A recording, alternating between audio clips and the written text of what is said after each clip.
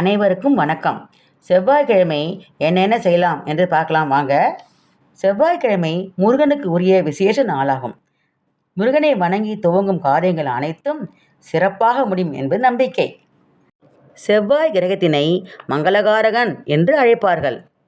ஆகவே இந்த நாளில் மங்கள காரியங்களை செய்வது மிகவும் சிறப்பானது. இத்தினம் முருகன், துர்க்கை, சக்தி ஆகிய தெய்வங்களுக்கு உரித்தான நாளாகும். இந்த நாளில் புதிய வீடு அமைக்க எண்ணுபவர்கள் அதற்கான திட்டத்தை மேற்கொள்ளலாம். இந்த நாளிலே ஆரம்பிக்கின்ற காரியங்கள் சிறப்பாக முடியும் என்பதனால் இந்த நாளில் நல்ல காரியங்களை ஆரம்பிப்பார்கள். செவ்வாய்க்கிழமைகளில் புதிய பொருள்கள், ஆபரணங்கள் வாங்குவது சிறப்பு. செவ்வாய்க்கிழமைகளில் நல்ல நல்ல விஷயங்கள் செய்வதால் அதுவே நமக்கு திரும்ப வந்து அடையும் என்பது நம்பிக்கை.